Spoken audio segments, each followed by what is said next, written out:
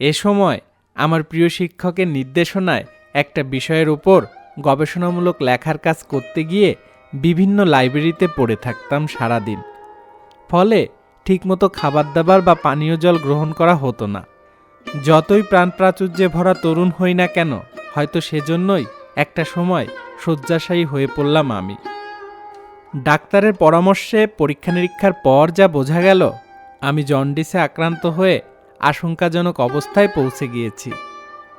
গবেষণার শেষ পর্যায়ে থাকলেও সব ফেলে রেখে ভগ্ন মনে গ্রামের বাড়ি চলে এলাম। তখন সারা দিন আমাদের বৈঠকখানা ঘরের বিছানায় শুয়ে থাকি।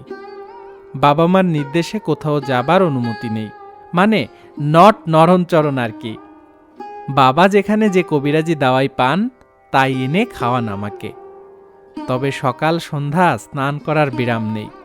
ঠান্ডা লেগে হাসি ছাড়া নাকি সুস্থতার কোনো লক্ষণ প্রকাশ পায় না, এটাই অধিকাংশের ধারণা। বলা বাহুল্য, সেইবার গ্রামে আসার পর থেকে অনুর সাথে আর দেখা সাক্ষাৎ হয়নি।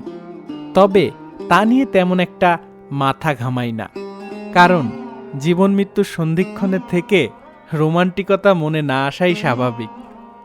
তাছাড়া এত কিছু ঘটে যাবার পর নির্লজ্জের মতো কিভাবে তার কাছাকাছি হই। তবে আমার বিছানার সামনের দিকটার জানালাটা খুলে দিলে সামনের রাস্তার লোক চলাচল চোখে পড়ে। দু একদিন দেখি অনু আমার জানালার দিকে তাকাতে তাকাতে মন্থর গতিতে হেঁটে যাচ্ছে। চোখাচোখি হলে হয়তোবা একটু থমকে দাঁড়ায়। মুখটা বিষণ্ণ, করুণ, কিন্তু আমি নির্বিকার। সময়টা বর্ষাকাল। আগের মতোই টিনের চালার উপর ঝমঝম করে বৃষ্টি নামে। তবে মনের ভেতর পূর্বেকার ভাবাবেগ জাগে না। শূন্য দৃষ্টিতে দূর দিগন্তের দিকে তাকিয়ে থাকি। যখন চারদিকের ঝাপসা পরিবেশে বৃষ্টি ধেয়ে আসে, তখন পিচ্ছিল পথে নেমে আসি।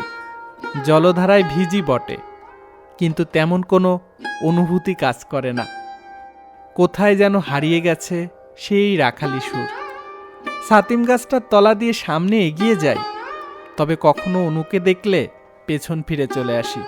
একটু বেলা বাড়লে আবার রাস্তা পেরিয়ে জলে ঝাঁপিয়ে পড়ি। দিগন্ত জোড়া তার ছলছল রেখা। সতেজ ধানক্ষেত যেন সবুজের প্রচ্ছদ পটে শিল্পীর তুলিতে আঁকা। কাকচক্ষু জলের তলদেশ পর্যন্ত স্পষ্ট চোখে পড়ে। তার নিচের গুল্ম আগাছাগুলো পায়ে জড়িয়ে যায়। মাছগুলো দিকবিদিক ছুটতে থাকে। বিশেষ করে কই মাছগুলো যেভাবে বিদ্যুৎ গতিতে পালিয়ে যায়, তা দেখে খুব মজা লাগে আমার। কলমিলতার ডগায় বসে থাকা রঙিন ফড়িংগুলো জলের ঢেউ লেগে একটু উপরে ভেসে উঠতে থাকে, আবার পূর্বের জায়গায় স্থির হয়ে বসে। আমি ঝাঁপিয়ে সাঁতরিয়ে অনেক দূরে চলে যাই। ডুবের পর ডুব দিয়ে শালুক তুলি। শাপলার বনে গিয়ে সেগুলো তুলে অনেকগুলো তোড়া বাঁধি। কোনো কোনো দিন সারা বিল তোলপাড় করে ফেলি। তরতাজা কলমির ডগা তুলে আটি বেঁধে বিভিন্ন বাড়িতে বিলিয়ে দেই। মাঠের মাঝখানে গলা ডুবিয়ে দূর থেকে আমাদের গ্রামের দিকে তাকিয়ে থাকি। মনে হয় প্রত্যেকটা বাড়ি যেন দ্বীপের মতো ভাসছে। তারপর চলে ডুব সাঁতারের খেলা। আমি দূর থেকে তার অস্তিত্ব টের পাই, হয়তো সেও বুঝতে পারে, কিন্তু দুজনের মধ্যে যেন দুস্তর ব্যবধান। তাই তো বর্ষার জলের সাথেই অঝোর ধারায় চোখের আবেগ মিশে যায়। আমার এই অসুস্থতার মধ্যে বেশ কয়েকটা চাকুরির পরীক্ষার প্রবেশপত্র বাড়ির ঠিকানায় এলো। কিন্তু বাবার কথা হলো আগে তার ছেলের জীবন, তারপর গেজেটেড পদ। তবু একটা পরীক্ষা দিতে গেলাম ঢাকায়। ফিরে এলাম কয়েকদিন পর, কিন্তু বুঝতে পারলাম জীবনে টিকে থাকতে হলে ভালো একটা চাকুরি প্রয়োজন। তারপর না হয় জীবন মরণ প্রশ্ন। সেজন্য আবার ঢাকায় থাকার বিকল্প নেই। তাই তো বাসাও ঠিক করে এসেছি, কিছু টাকা নিতে শুধু বাড়িতে আসা। এ কথাটা অনেকেই জানলো, কেউ কেউ এমন শরীরে না যাওয়ার জন্য পরামর্শও দিল। কিন্তু আমি সিদ্ধান্তে অনড়, কারণ জীবনে ততদিনে বৃতৃষ্ণার ধূসরতা নেমে এসেছে। হঠাৎ একদিন অনুরাগ বান্ধবী এসে জানিয়ে গেল যে সেই দিন শেষ রাতে অনু আমার কাছে আসবে।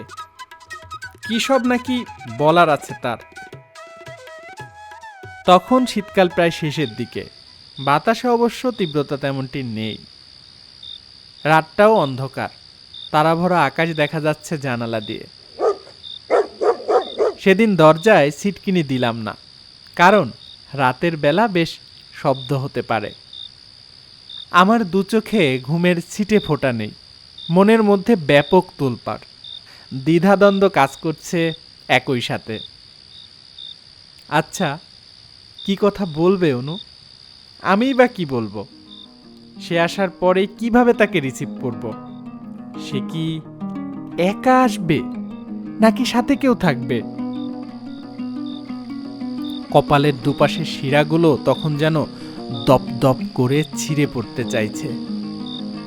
একে রাত জাগার ক্লান্তি, তার উপর মানসিক অস্থিরতা। মোট কথা তখন খুব বিপর্যস্ত আমি। নিঝুম রাতে শুধু দেওয়াল ঘড়িটা টিক টিক শব্দ শুনতে পেলাম, আর সব নিস্তব্ধ। দু একটা রাত জাগা পাখি ডানা ঝাপটে ডেকে উঠছে। জানালার পাশে আম গাছের শাখা আন্দোলিত হচ্ছে, পাতায় পাতায় যেন কানে কানে কথা বলার মতো ফিসফিসানি। প্রহরের পর প্রহর এগিয়ে যাচ্ছে, আর আমি শুধু ছটফট করছি। উত্তর দিক থেকে দু একবার দমকা হাওয়া বয়ে গেল, ঝরঝর করে ঝরে পড়তে লাগলো শুকনো পাতার রাশি। মৌনতারও যে অনন্য সৌন্দর্য আছে তা সেই রাতে বুঝতে পারলাম। সারা পৃথিবী তখন বিশাল এক চাদর মুড়ি দিয়ে ঘুমোচ্ছে, আর আমি নিশাচর পাখির মতো জেগে আছি এক রহস্যময়ী সুন্দরীর আগমন অপেক্ষায়। রাতের প্রহর যত এগোতে থাকলো, আমার ধৈর্যের বাঁধও যেন ততই ভেঙে পড়তে লাগলো। একটা সময় ভেবেই রাখলাম, অনু যদি আমার কাছে সত্যি আসে, তাহলে আমি তাকে বুকের সাথে প্রাণপণে ধরে রাখব। শেষে যা হয় হবে, আমি শুধু তার হৃদস্পন্দন শুনতে চাই, জানতে চাই সেখানে আসলেই আমার জন্যে কোনো বার্তা আছে কিনা। কিন্তু না, আমার অপেক্ষার প্রহর আর শেষ হলো না, কারণ ক্রমে ক্রমে পূর্ব দিগন্তে আলোর আভাস দেখা যাচ্ছে। পাক পাখালি ডেকে উঠতে লাগলো একে একে। উত্তরে হাওয়ার জোর যেন আরো বেড়ে গেল। ততক্ষণে শীতের দাপট বুঝতে পারছি, কারণ ঘাম তখন যেন শুকিয়ে গেছে শরীরে। চারদিকের নিস্তব্ধ প্রকৃতি যেন এক বিরাট সাসপেন্স আর ড্রামার অপেক্ষা করছিল।